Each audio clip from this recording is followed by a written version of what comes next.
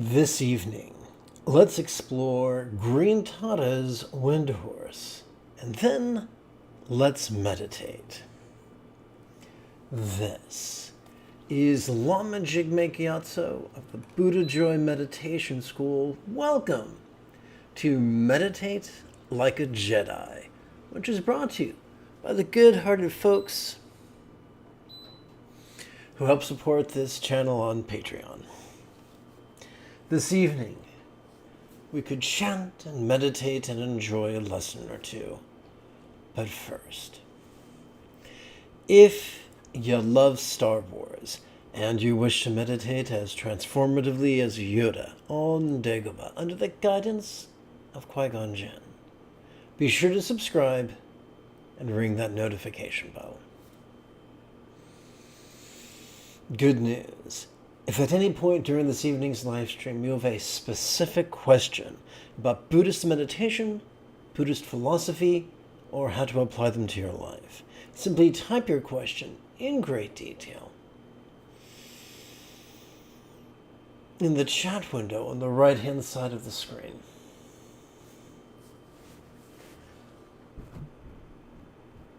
Hello, so is your first name Tata? Ta. Or is it Mitra, your first name? Let me know.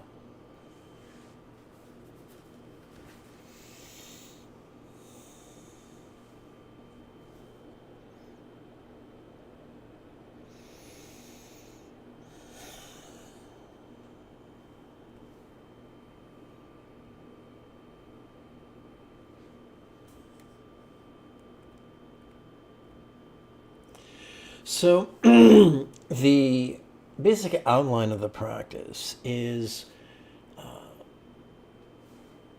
there's 3 sets of contemplations and 2 sets of silent meditations. Then we go into the spontaneous fulfillment of wishes, which begins with the invocation of the 21 tatas, then the 5 wishes, the third part of the third quarter of the spontaneous fulfillment of wishes is Tata's Windhorse, which is in 6 parts. We're going to explore the 6th and final part of the Windhorse right now. Now, when we say Windhorse or Lungtsa, that's just that's a really cool way of directing positive energy towards very earthy, good fortune. I think, let me see what's written over here. It's not. Okay, so there are many Windhorse texts. This one was composed as an act of compassion. There's a teacher, he had a student who just had all this misfortune despite his Dharma practice. So this text was written specifically to help that person out.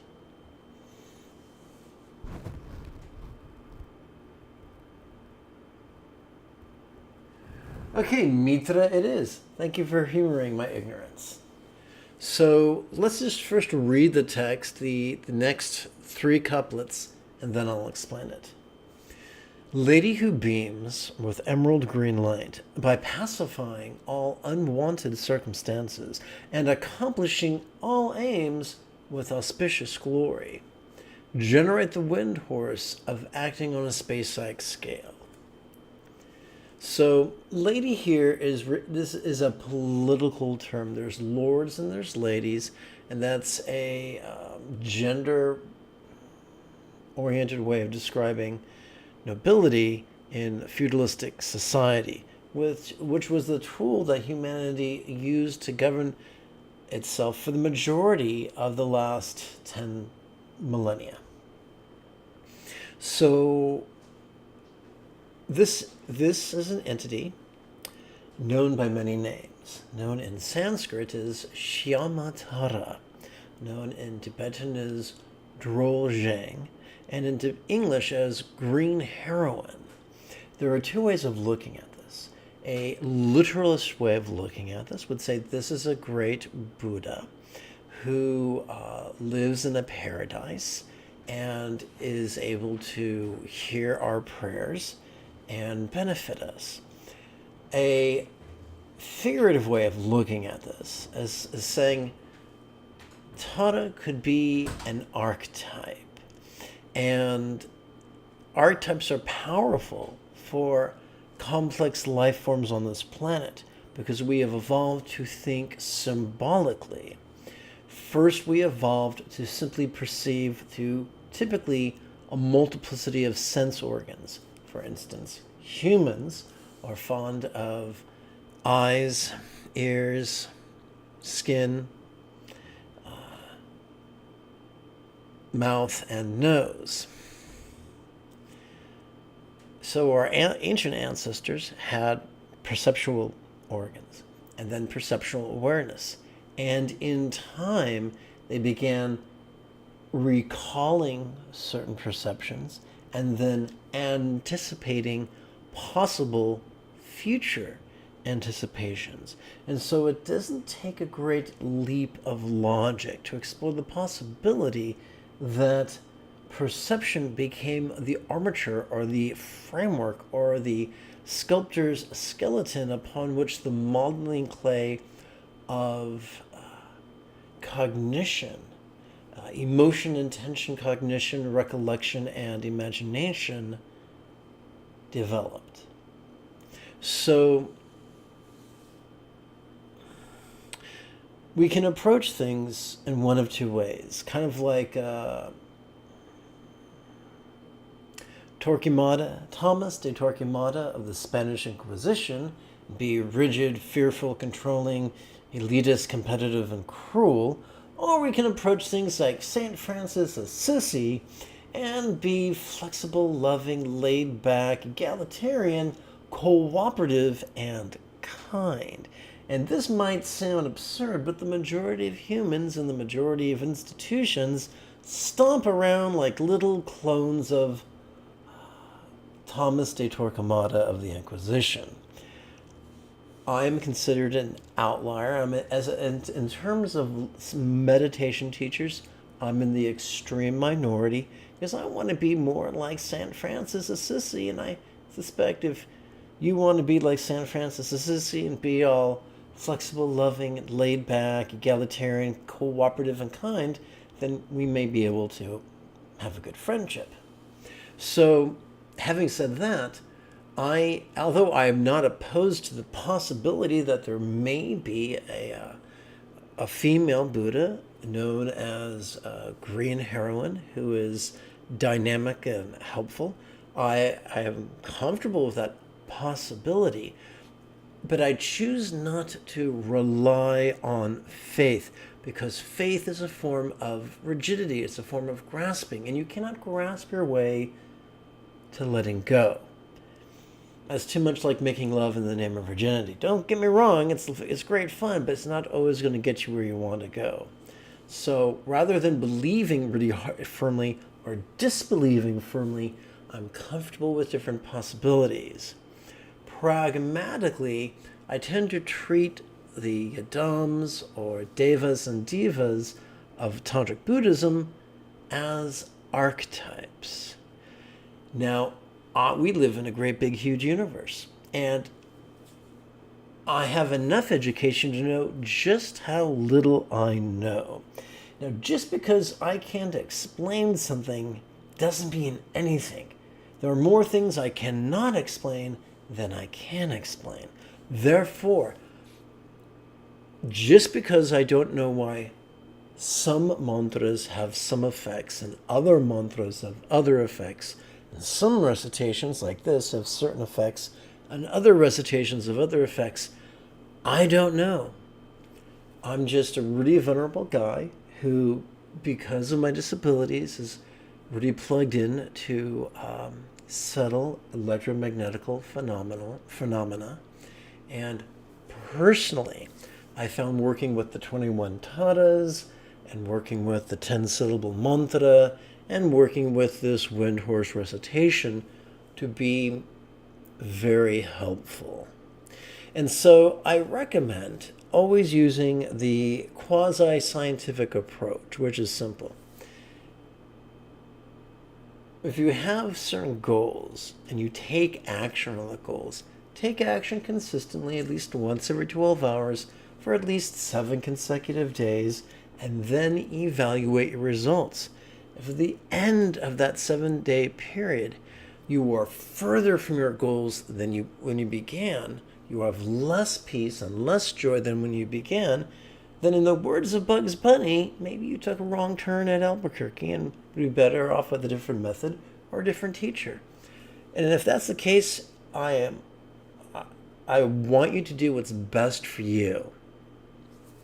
On the other hand, after playing with these materials once every 12 hours for 7 consecutive days, you notice what feels like more peace and more joy, then perhaps you're going in the right direction.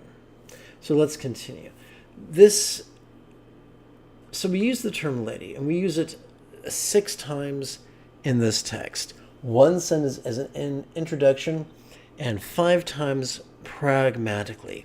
This is the 5th and final time. The previous times, we worked with lights that were white and red and blue and gold, and now we've come to emerald green light. In the tantric systems of Buddhism, those 5 colors correspond to 5 chakras. In the Buddhist tantric system, those chakras are not parallel but perpendicular to our real or imagined central channel. And the green light corresponds to a wheel that's called the secret wheel, not because it's a secret, just because it isn't visibly seen. For instance, there's a navel wheel, and that's very easy to see because there's a navel there full of lint. But the secret wheel's between the navel and the pelvis. Some people says it lines up with where our uterus would be if we were female. And it's about a thumb's width in front of our spine. You don't have to visualize it. I'm just giving you a heads up. So it is said that simply by invoking the archetype, invoking the color, we are invoking a certain type of energetic momentum. And then through the power of words, we enhance our momentum. And we allow these words to set to the intention to pacify unwanted circumstances. Basically, there's, in the East, there's a common idea of increasing or pacifying. And in this case, we want to pacify unwanted circumstances. What's an example of an unwanted circumstance? Well, an example of an unwanted circumstance could be war. It could be plague. It could be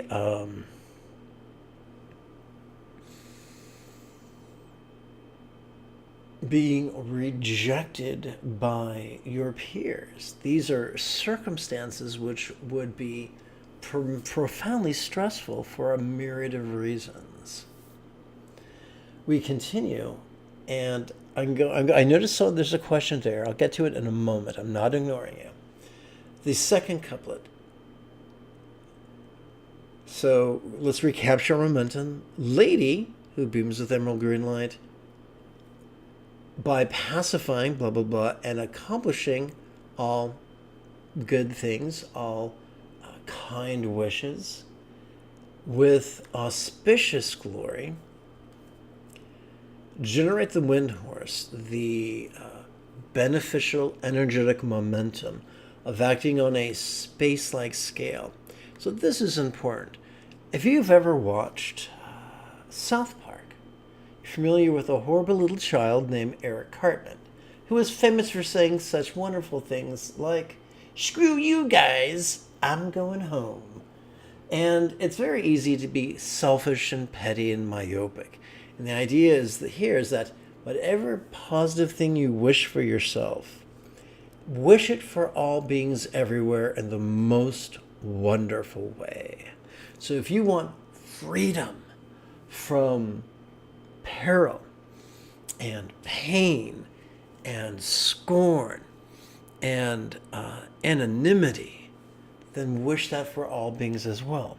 If you want an increase of good fortune, health, love, and a modicum of sustainable prestige, then wish that for all beings everywhere. So, having gone through this portion, I'm going to direct my attention to a question posted by Mitra.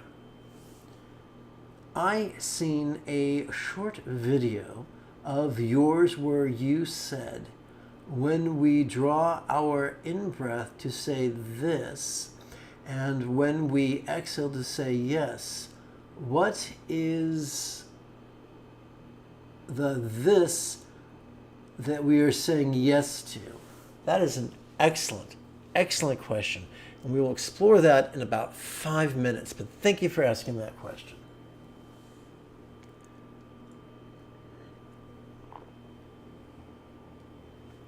Oh.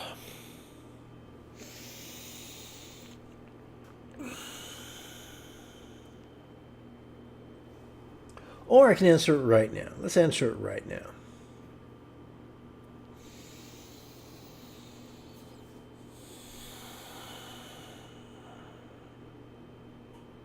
From a certain point of view, the Buddha taught us to meditate as a remedy to a very bad habit each of us have.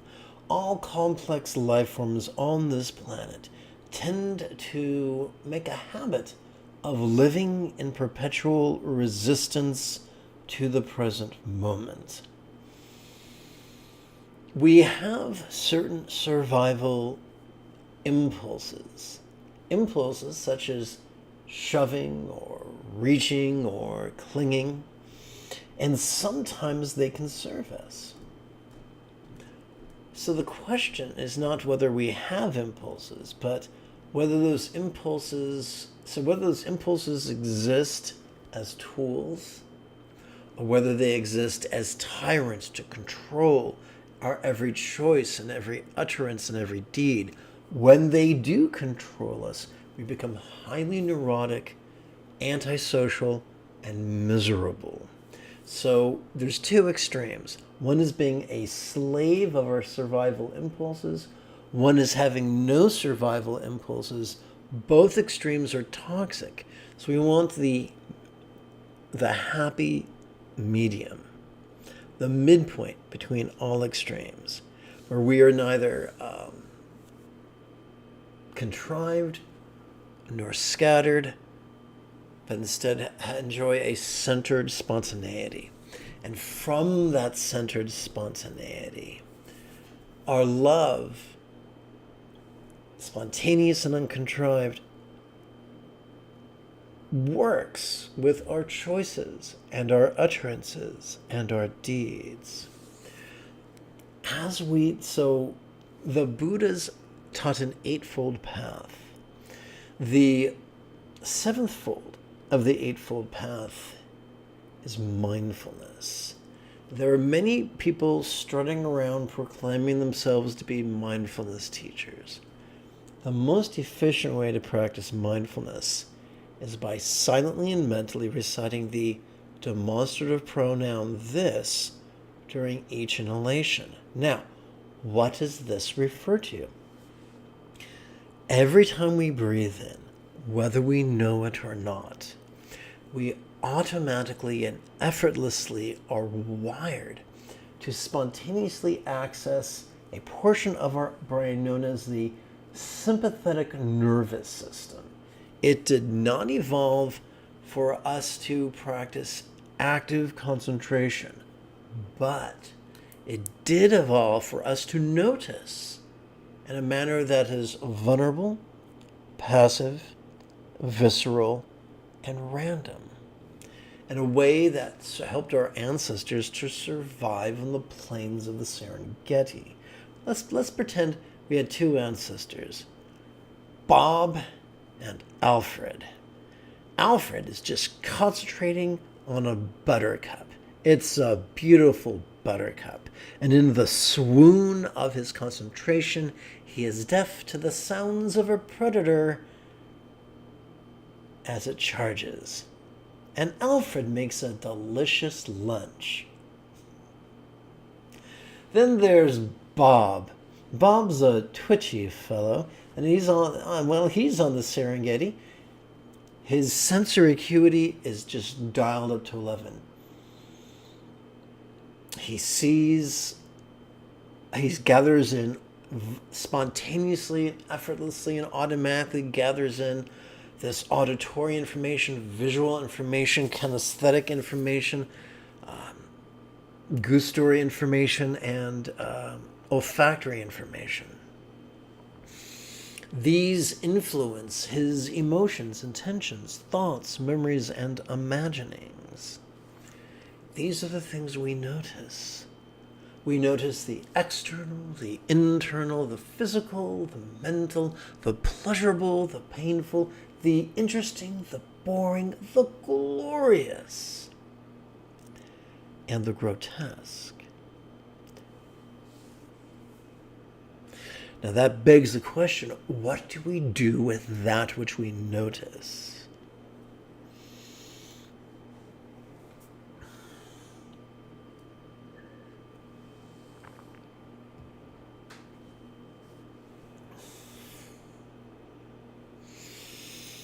The most efficient way to meditate, which is the eighth fold of the Eightfold Path, is to silently and mentally recite the article or the particle yes during each exhalation. We have evolved in such a way that during each exhalation we are optimized for physical relaxation and mental release. So this will make more sense with an example. Let's pretend you and I are going for a walk on a beautiful morning. So we're walking and we're shooting the shit, and as we proceed down the sidewalk, we approach a steaming pile of doggy doo. So part of us thinks, behold, a steaming pile of doggy doo. And then we say, yes, that is a steaming pile of doggy doo. I hate doggy doo. Yes, I do hate doggy doo. I don't want to step in doggy doo. Yes, I don't want to step in doggy doo. And so we are acknowledging what we're experiencing. Now let's take it a step further. Let's pretend, well, tomorrow I get to go in a car to a doctor's appointment with my medical advocate. Oh boy. So let's pretend I'm in the car with a medical advocate and there's somebody driving recklessly.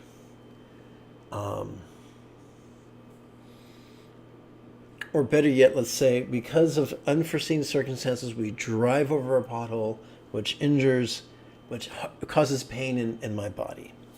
And so as I'm in that car, I can observe the pain and say, yes, I do observe the pain. I hate the pain. Yes, I do hate the pain. I don't like the fact I hate the pain. Yes, I don't like the fact I hate the pain. And this absurd little thing of just admitting what we're experiencing, as opposed to lying to ourselves about what we're experiencing, is profoundly liberating. So let's take it further. We're driving along, and some guy's reckless, and the underbrain, the amygdala, sparks up and goes, that guy's a danger. I want God to come out of heaven and hit him on the head with a hammer. Yes, I do. But I also want him to be safe and make it home safely without hurting anyone else. Yes, I do. I hold these two impulses, one's benevolent, one's malicious. Yes, I do. And the weird thing is, this helps us to make peace with whatever's going on, whether it's perceptual, emotional, intentional, rational, mnemonic, or imaginary. We are much more comfortable within ourselves. So here's the great irony. And to illustrate this irony, I want to use an artist's rendering of the human brain. So this area is where our amygdala fear center is found. And this area here, that kind of looks like the letter C, is our anterior cingulate gyrus, where our empathy center is found, the hub of our mirror neurons. When we are stuck in fear, we can be very aggressive. But by acknowledging and making peace with what we're feeling, even if it's ugly or grotesque, our energy is freed up. Our electrical activity redistributes to its default mechanism in our empathy center. And so by noticing and releasing, by making peace with our present moment, the empathy that is our birthright is supported. In the past, when I was under the influence of very manipulative and rigid teachers, I was taught to emphasize contemplations and force myself to repress certain thoughts of aggression and to fabricate or contrive certain thoughts of compassion. Years have elapsed, and like a cat whose head was stuck in a bag of potato chips, I finally backed myself out of those teachings. And with what good fortune I had, I found teachers to teach me that by simply acknowledging what you're feeling, good, bad, or ugly, and making peace with what you're feeling, not through self-talk, not through contemplation, but through vulnerable awareness and physical relaxation that supports mental acceptance, then we access not the contrived, limited compassion, but the highest compassion, which is spontaneous and uncontrived. I hope that makes sense, Mitra.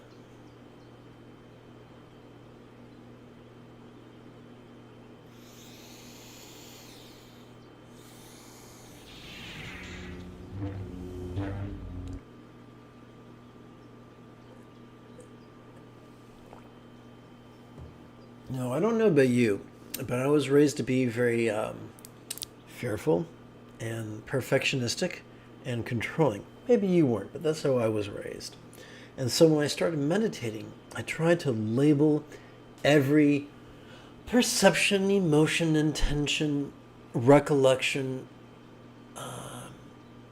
cognition, and imagination. And that was as exhausting as it was ineffective. So we only use one label. The label is this. What time is it? Now. Where are we? Here. What am I experiencing? This. What about a memory? Then it's this memory. What about a fantasy of the future? Then it's this fantasy. So here's the irony. Despite the nonsense of self-help masters, living in the present moment does not mean we repress our memories or repress our imagination. It means we experience these things in the now. So right now, I'm remembering kindergarten. Right now, I'm anticipating a car ride. Right now, I'm talking over my computer to people over the internet. So the now is a very big thing. So by balancing this with acceptance, that paves the path of peace. Forgive me, I've got a lot of things going on with my immune system right now.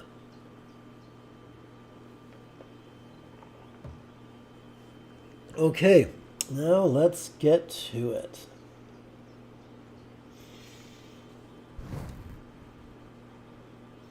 Thank you, my friend. Right back at you. Okay.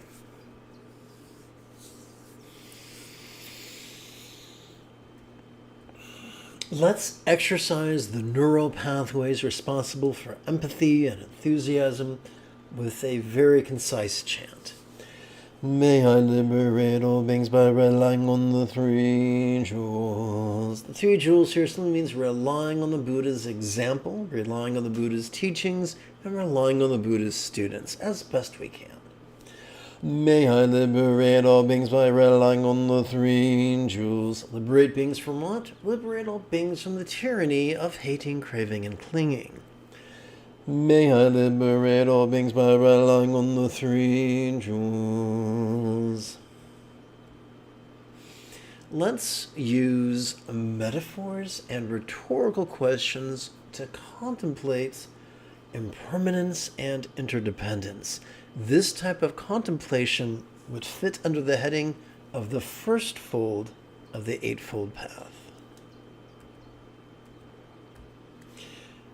We recite the bit on the bottom as we breathe in, and we silently and mentally recite the bit on top as we breathe out.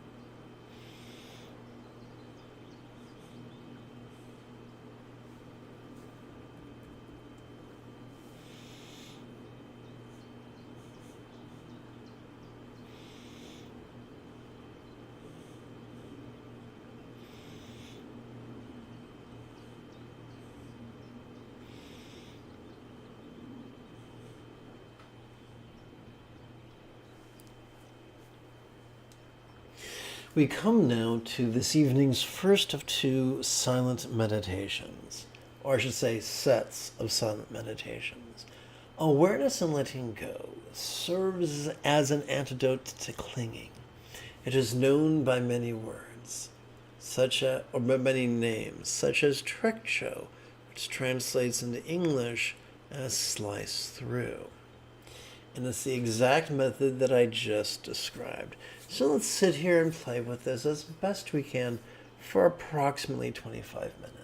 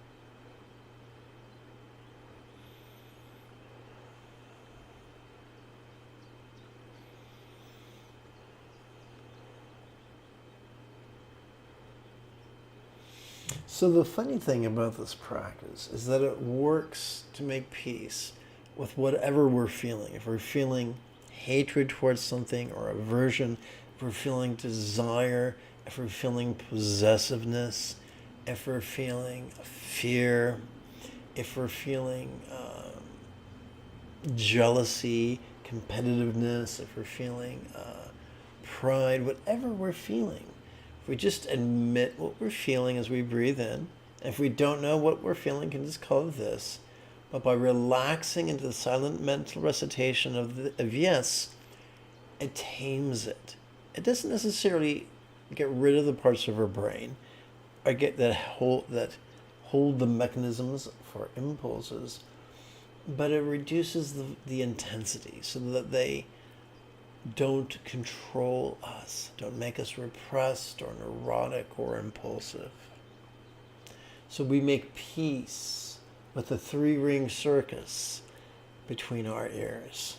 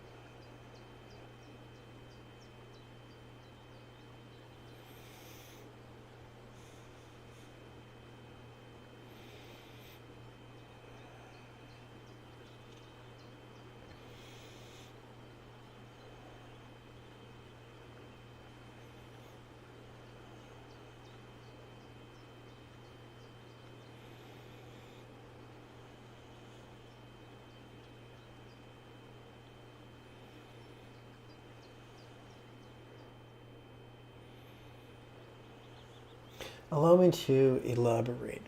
Let's pretend we're sitting and meditating, and all of a sudden, gradually, you begin to recall a conversation you had with someone.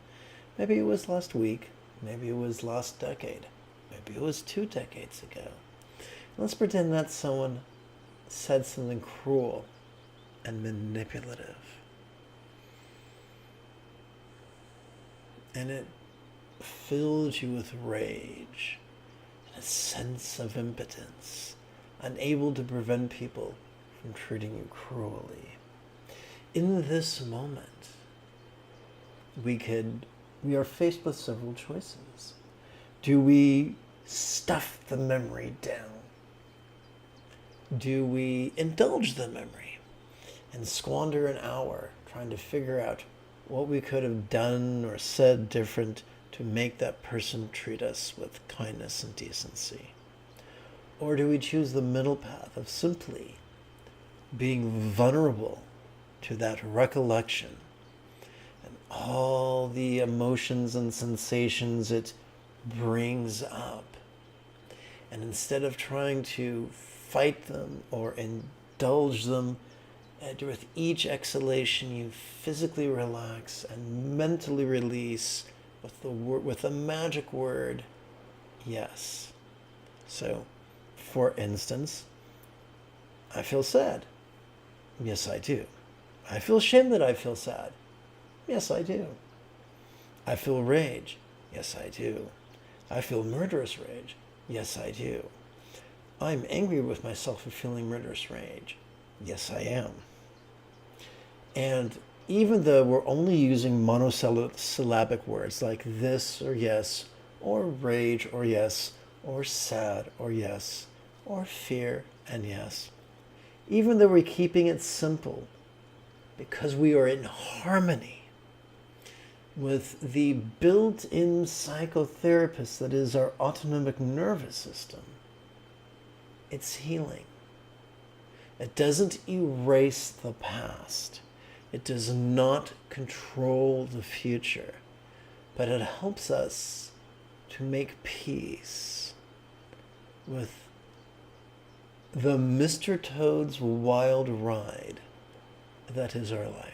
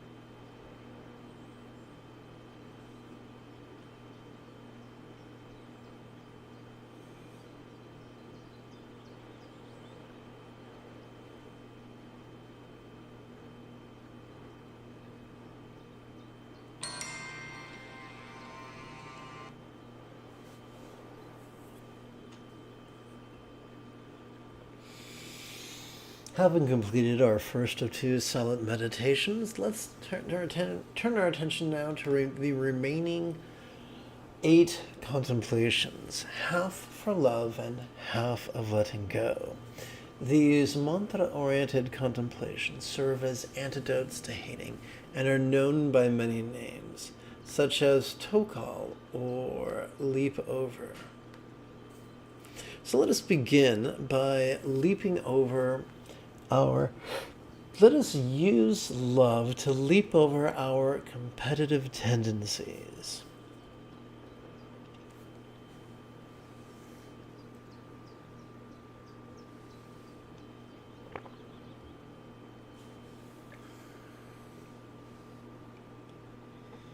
As we physically relax into the verbal recitation of this 10-syllable mantra, let us lovingly wish that all minds of all beings now be as wise as a real or archetypical Buddha's mind, symbolized by a syllable such as Tom.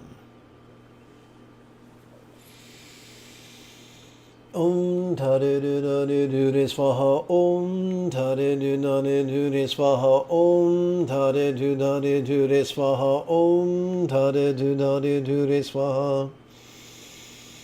Om Tare Dudare Dure Swaha, Om Tare Dudare Dure Swaha, Om Tare Dudare Dure Swaha, Om Tare Dudare Dure Swaha. Om Tare Dudare Dure Swaha, Om Tare Dudare Dure Swaha, Om Tare Dudare Dure Swaha, Om Tare Dudare Dure Swaha. Om Tare Dudare Dure Swaha, Om Tare Dudare Dure Swaha, Om Tare Dudare Dure Swaha, Om Tare Dudare Dure Swaha. Let us lovingly wish that each being's experience of the interpersonal was as loving as a Buddha's real or imagined communication symbolized by mantra.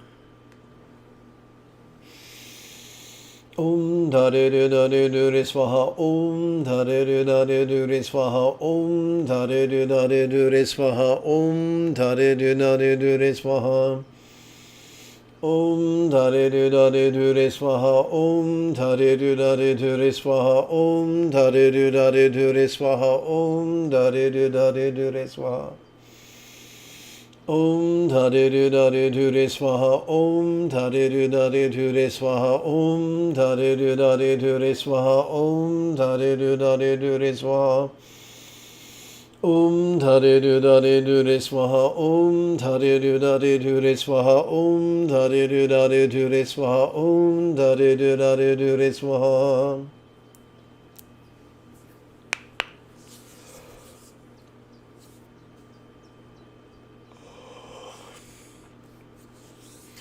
Let us lovingly wish that all bodies of all beings now be as healthy as now enjoy the health of Tara as depicted in tantric art.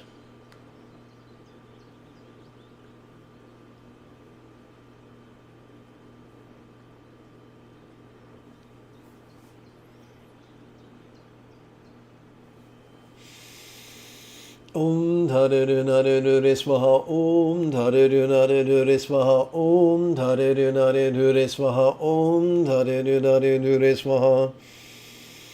Om Tare Dudare Dure Swaha, Om Tare Dudare Dure Swaha, Om Tare Dudare Dure Swaha, Om Tare Dudare Dure Swaha.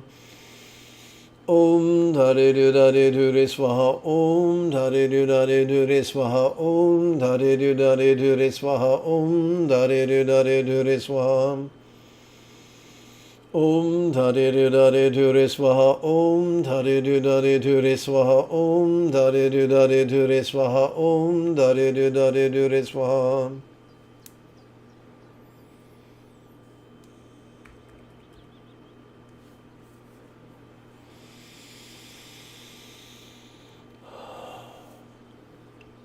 let us lovingly wish that all circumstances of all beings now be as fortunate as a real or imagined paradise of a Buddha.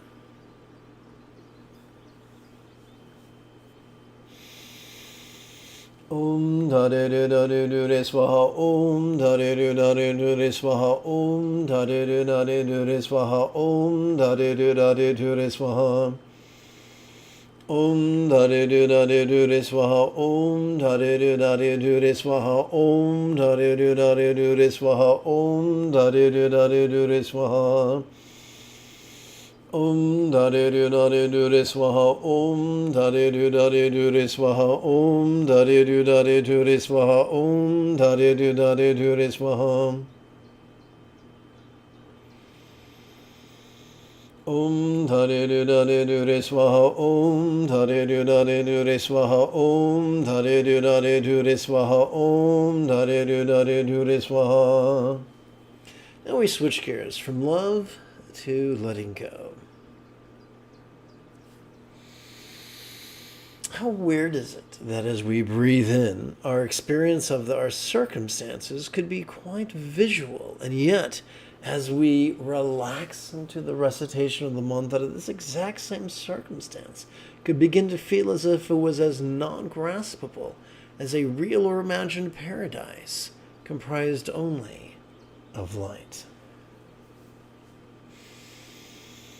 Om Dhare Dhare Dure Swaha Om Dhare Dhare Dure Swaha Om Dhare Dhare Dure Swaha Om Dhare Dhare Dure Swaha Om Dhare Dhare Dure Swaha Om Dhare Dhare Dure Swaha Om Dhare Dhare Dure Swaha Om Dhare Dhare Dure Swaha Om Dhare Dhare Dure Swaha Om Dhare Dhare Dure Swaha Om Dhare Dhare Dure Swaha Om Dhare Dhare Dure Swaha Om Dhare Dhare Dure Swaha Om Dhare Dhare Dure Swaha Om Dhare Dhare Dure Swaha Om Dhare Dhare Dure Swaha.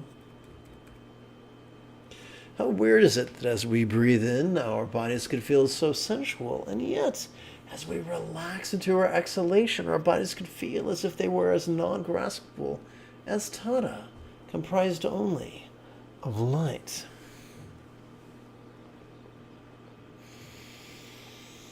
Om Dhare Dhare Dure Swaha Om Dhare Dhare Dure Swaha Om Dhare Dhare Dure Swaha Om Dhare Dhare Dure Swaha Om Dhare Dhare Dure Swaha Om Dhare Dhare Dure Swaha Om Dhare Dhare Dure Swaha Om Dhare Dhare Dure Swaha Om Dhare Dhare Dure Swaha Om Dhare Dhare Dure Swaha Om Dhare Dhare Dure Swaha Om Dhare Dhare Dure Swaha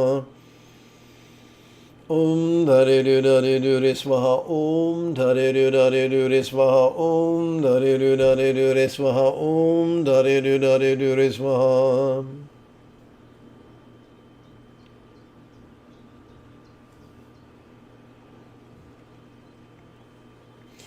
How odd is it that as we breathe in, our experience of the interpersonal could feel as if it was resounding, and yet, as we relax into our recitation of the mantra, this exact same relationships could begin to feel as if they were as non-graspable as a mantra comprised only of light.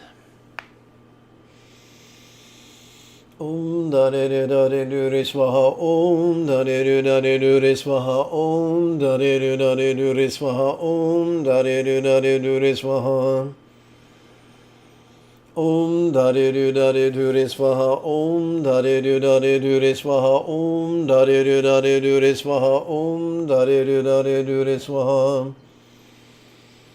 Om Dhare Dhare Dure Swaha Om Dhare Dhare Dure Swaha Om Dhare Dhare Dure Swaha Om Dhare Dhare Dure Swaha Om Dhare Dhare Dure Swaha Om Dhare Dhare Dure Swaha Om Dhare Dhare Dure Swaha Om Dhare Dhare Dure Swaha.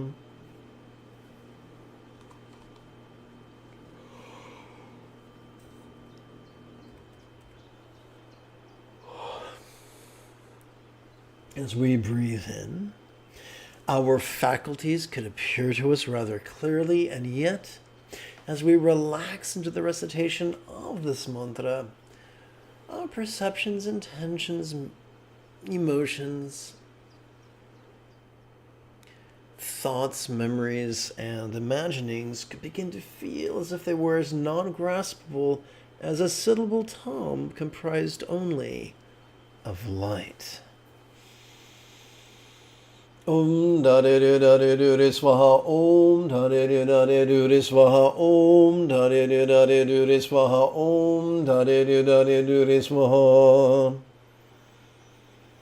Om Dare Dare Dure Swaha Om Dare Dare Dure Swaha Om Dare Dare Dure Swaha Om Dare Dare Dure Swaha Om Dare Dare Dure Swaha Om Dare Dare Dure Swaha Om Dare Dare Dure Swaha Om Dare Dare Dure Swaha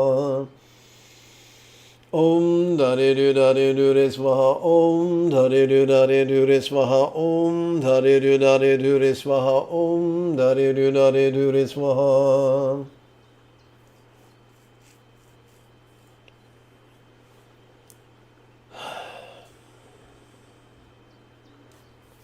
This brings us to our second and final set of silent meditations of the evening.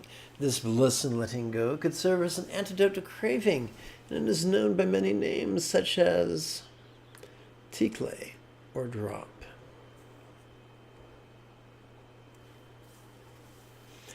As we breathe in, we can silently and mentally recite the perceptual verb feel. And as we exhale, as we relaxingly exhale, we can silently and mentally recite the syllable tom.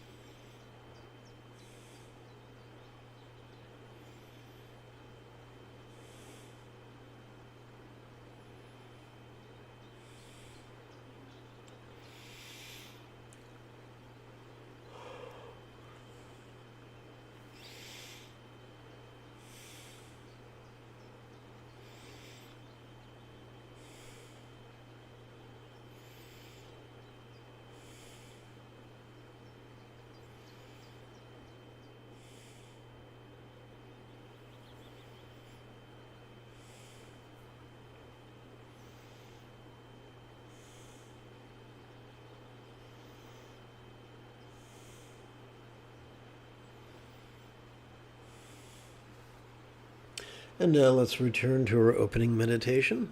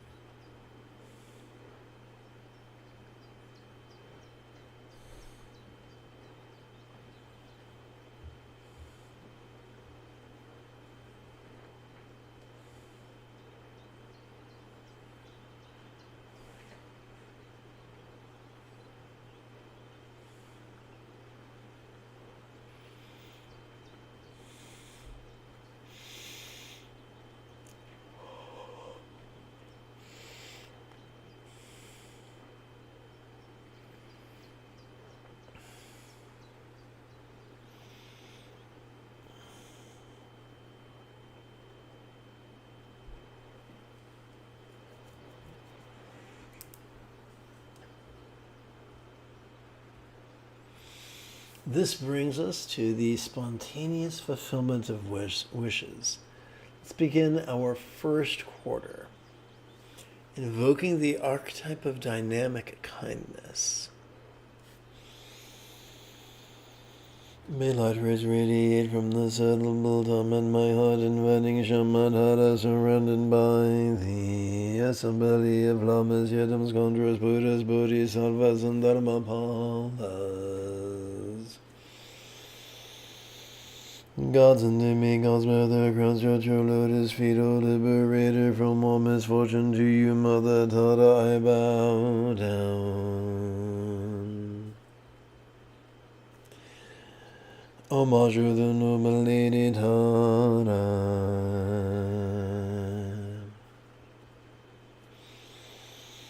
Homage to Tara, swift and gallant, whose last flashes like flash of lightning, born on the heart of a blossoming lotus that arose from the tears of the triple world's Lord.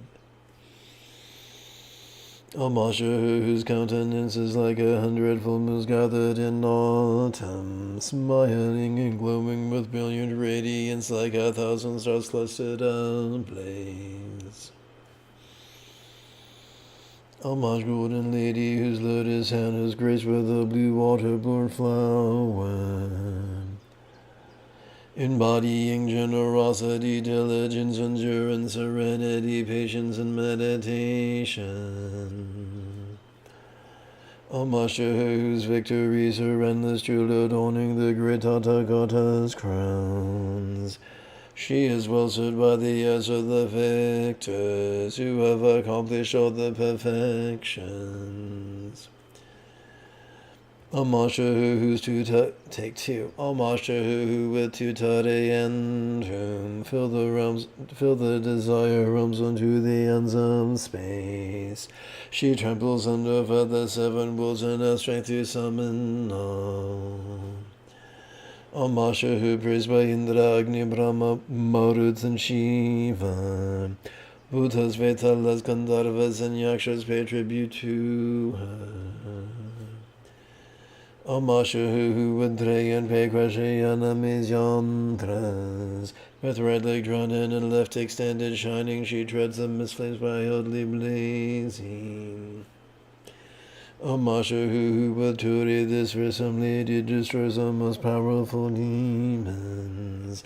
With a deep furrowed brow upon her lotus face, she is the slayer of each and every foe.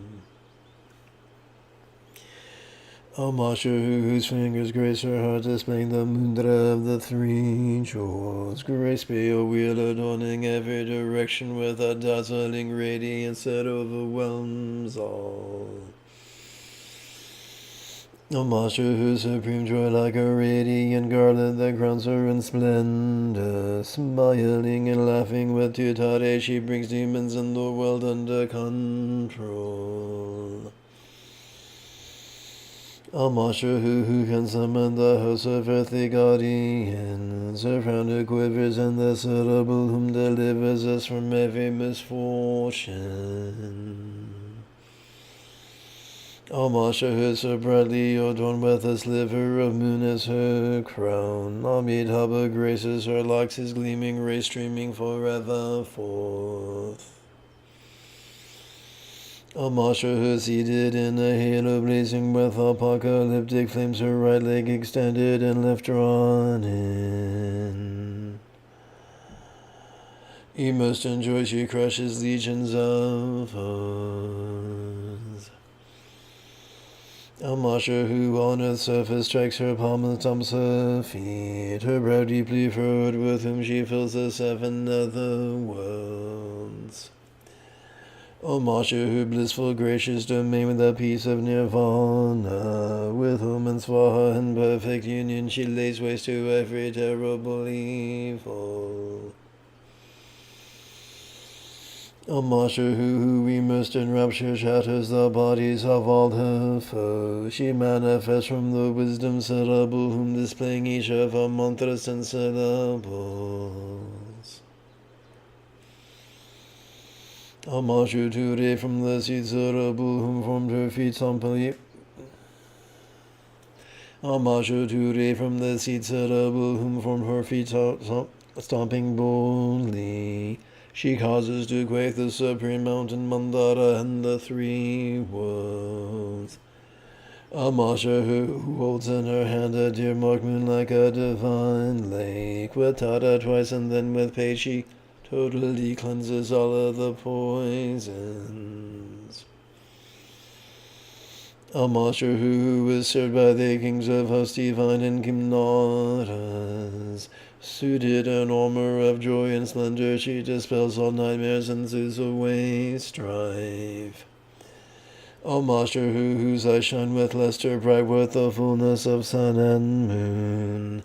With twice-uttered hara and tutare, she pacifies the most intractable diseases. O Master who has the power to free, she puts forth the realities as a set of three. Supreme Turi, she completely destroys the hearts of grahas, vetalas, and yakshas. This praise with the 21 verses of homage is itself the root mantra. Om Amashu, the noble lady, Tara Amashu, Tare, quick one heroine. With Tutare, you are the one who banishes all fear. With Ture, the liberator who bestows all benefits, and with Swaha, may it be so. This brings us to the second quarter, the 5 well wishes. May all my speech forms and lots be as wise, loving, healthy, and fortunate as green heroines, real or imagined, suitable mantra archetype in paradise. May all beings like green heroine master the eightfold path as well as liberate all others. May all beings practice of kind communication, contact, and commerce, with spontaneous and uncontrived. At the very end of each being's life, may they take immediate and auspicious rebirth, master the Buddha's path, and then help all others do likewise. May everyone be free from misery, may everyone be happy, may no one be separated from the happiness. May everyone have balance from the tyranny of hate, craving, and clinging freed. We come to the third quarter, Tata's Windhorse. O Queen of Space, Savior of all beings, perfectly pure essence of wind that pervades all. You give birth to all worlds and cause them to flourish. Noble lady, Tata, I pay homage to you. Lady whose face gleams as white as the autumn moon by pacifying all adversity and affliction, and spontaneously bringing favorable conditions and fulfilling wishes. Generate the Windhorse of dissolving the 8 dangers into space. Lady who shines as brightly as the golden sun by eliminating all decadence and poverty, and increasing lifespan, merit, wealth, and renown. Generate the Windhorse of expanding prosperity and fortune. Lady who blazes with the luster of red rubies, dispelling all dependency and misfortune, and bring the whole apparent world under my control. Generate the Windhorse of magnetizing the triple jewel. Lady who sparkles with blue sapphire brilliance, by repelling all enemies, obstacles, and harm, and granting total victory over all danger and adversity. Generate the Windhorse of overpowering demonic horns.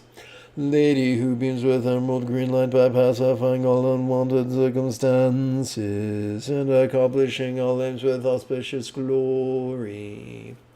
Generate the Windhorse of acting on a space-like scale. We conclude the spontaneous fulfillment of wishes with the Dharani of interdependence. Om Ye Dharma Hetu Prabhava Hetum Te Shantata Kato Hyavadat Te Shansayo Niroda Evam Vadi Mahashramana Swaha All phenomena originate from causes. The Tathagata has taught of these causes. And also that which puts a stop to these causes. This too has been taught by the great yogi.